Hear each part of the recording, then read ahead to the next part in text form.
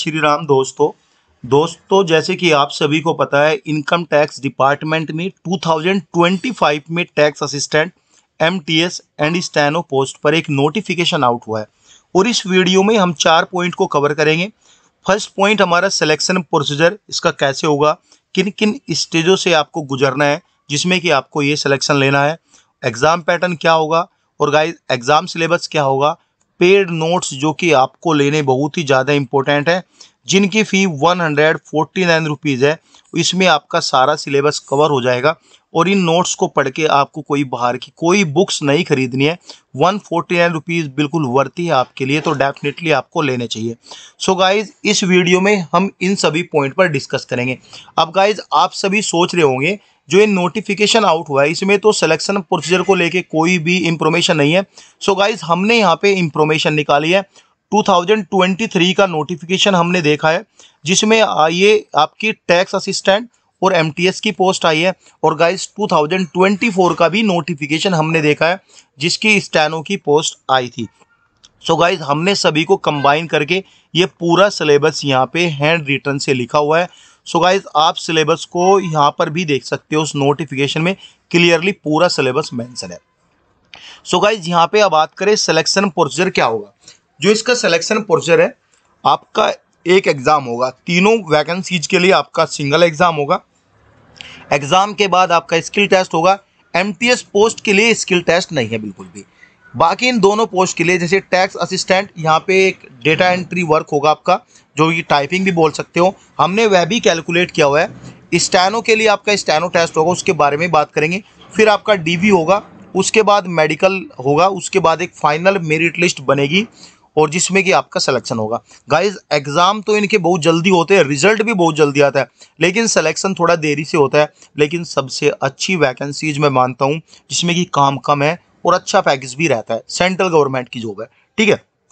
CBT exam होगा यानी computerise test, ये आपका लिया जाएगा। 125 क्वेश्चन यानी 125 एमसीक्यूज क्वेश्चन होंगे, मल्टीपल चॉइस क्वेश्चन होंगे। एक क्वेश्चन के 4 ऑप्शन होंगे, जैसे कि आपको जो सही लगता है उसमें आप क्लिक कर सकते हो। गाइस 250 नंबर का ये एग्जाम होगा यानी एक क्वेश्चन इक्वल टू 2 मार्क्स। एक क्वेश्चन की वैल्यू 2 नंबर होगी, 2 घंटे का आपको टाइम मिलेगा। नेगेटिव मार्किंग 1/2 है। नेगेटिव मार्किंग देख के आप डरना मत, ये वैसे तो 1/4 ही काउंट की जाएगी।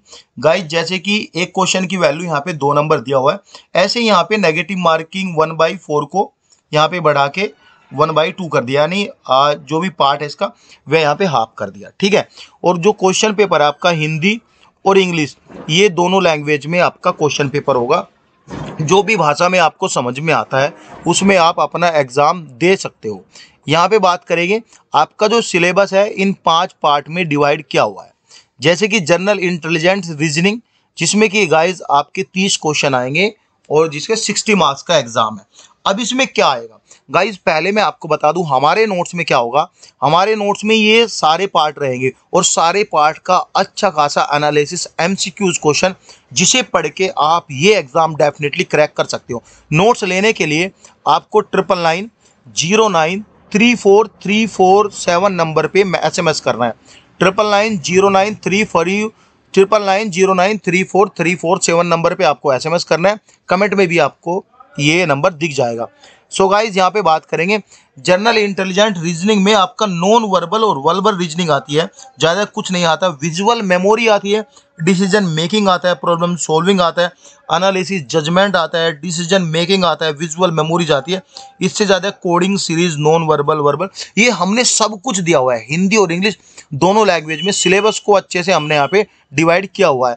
अब बात करेंगे दूसरा जनरल अवेयरनेस। जनरल अवेयरनेस में आपकी हिस्ट्री आएगी, जो अभी करंट न्यूज चली हुई है यानी करंट अफेयर इंटरनेशनल नेशनल की, उसके बारे में यहाँ पे आपसे पूछा जाएगा। और गाइस कंट्री के बारे में पूछा जाएगा, अपनी हिस्ट्री कल्चर के बारे में पूछा जाएगा। कल्चर की बात करते हैं तो यहाँ पे आपको स्टैटिक जीके भी पढ़नी पड़ेगी। और guys geography, economic, general policy and scientific research के बारे में पूछा जाएगा। और हमारे जो एजुकेशनल पर्सन है अवार्डेड के बारे में पूछा जाएगा। ये सभी क्वेश्चन 25 क्वेश्चन है, 50 नंबर का होगा। अब गाइज क्वांटिटिव एप्टीट्यूड की बात करें, ये टोटल मैथ है। मैथ गाइज यहाँ पे 30 क्वेश्चन है, 60 नंबर का होगा। मैथ में गाइज जो नॉर्मली आता है ग्राफिक एंड लाइनर इक्वेशन आती है, ट्रायंगल आता है और गाइस काइंड ऑफ सेंटर आता है, ये सभी आता है, राइट सर्कल, LCM, HCM, ये सब रेगुलर राइट पैरेलल, ये सब आता है इसमें। सिलेबस को हमने अच्छे से यहाँ पे बिल्कुल मतलब एक डिटेल में एनालाइज करके यहाँ पे अपने नोट्स में रखा है, ठीक है। इंग्लिश लैंग्वेज एंड कॉम्प्रीहेंशन के 30 क्वेश्चन है, बहुत अच्छा सिलेबस है इंग्लिश का। इसकी ये सिलेबस ऐसा है, अगर आपको इंग्लिश भी नहीं आती तो हमने हिंदी में भी थोड़ा बहुत ट्रांसलेट किया हुआ है, अच्छे से आप पढ़ सकते हो। 30 क्वेश्चन, 60 मार्क्स का ये एग्जाम है।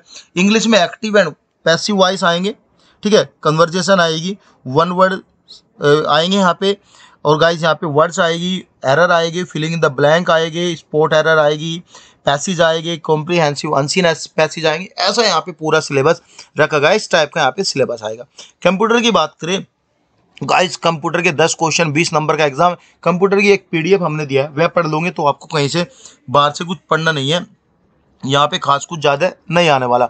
इसमें मिनिमम क्वालिफिकेशन जो है वह 40 मार्क्स का रखा गया है। सभी कैटेगरी को यहाँ पे 40 नंबर यानी 40 मार्क्स लेके आने हैं। 250 में से आपको 40 मार्क्स लेके आने ही आने।